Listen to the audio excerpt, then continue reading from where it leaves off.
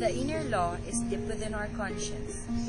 We discover a law which we must obey, namely to do good and to avoid evil. In our conscience, we are alone with God, whose voice echoes within us. Moral conscience urges a person to do good and avoid evil. It even judges his particular choices in the past, in the present, and in the future, and shows God's authority. The prudent man hears God speaking in his commandments. By conscience, the person's reason judges the morality of his actions, whether it is past, present, or future.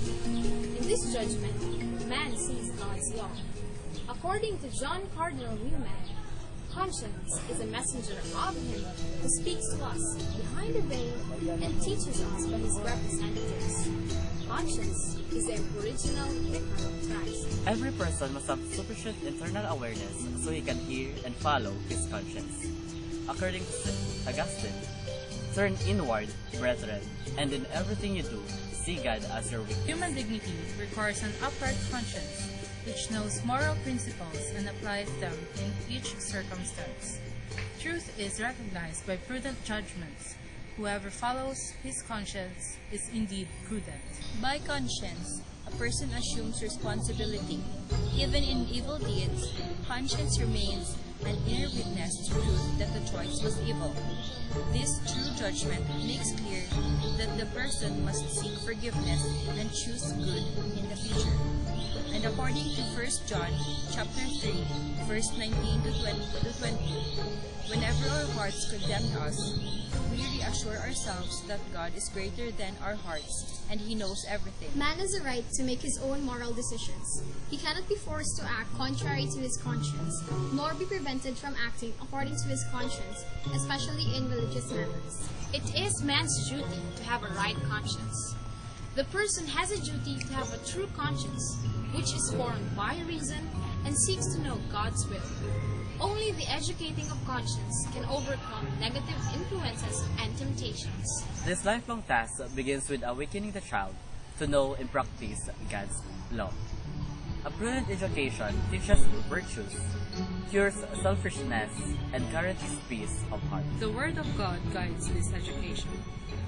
Man must examine his conscience before the cross, seek the advice of others, and learn the Church's authoritative teaching.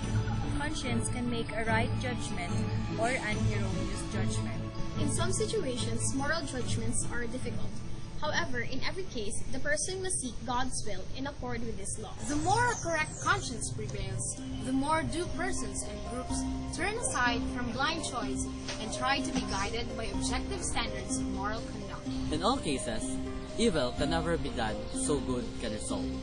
Whatever you wish that men would do to you, do so to them. Matthew 7, verse 12. Do nothing that makes your brother stumble. Romans chapter 14, verse 21.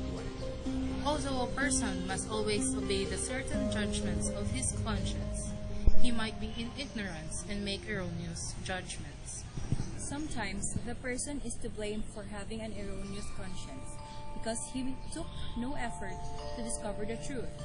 In this case, he is responsible for the evil he commits. There are several sources of these errors in judgment: ignorance of Christ and of His gospel, bad example from others, enslavement to passions, lack of conversion of heart, and rejection of the Church's teaching. The person is not responsible for his erroneous judgment because he cannot overcome the obstacles to truth. This is called invincible ignorance. Although evil is present, the person is not blameworthy. He should work to correct his errors. Conscience must be enlightened by faith so that persons and groups will turn aside from blind vices. Conscience is man's most secret core and his sanctuary. There he is alone with God, whose voice echoes in his depths. Conscience is the judgment of reason by which the human person recognizes the moral quality of a concrete act. For the man who has committed evil, the verdict of his conscience remains a pledge of conversion and of hope. A well-formed conscience is upright and truthful. It formulates its judgments according to reason, in conformity with the true good will, by the wisdom of the Creator. Everyone must avail himself of the means to form his A human being must always obey the certain judgment of his conscience. Conscience can remain in ignorance or make erroneous judgments. Such ignorance and errors are not always free of guilt. The Word of God is a light for our path. We must assimilate it in faith and prayer and put it into practice. This is how moral conscience is formed.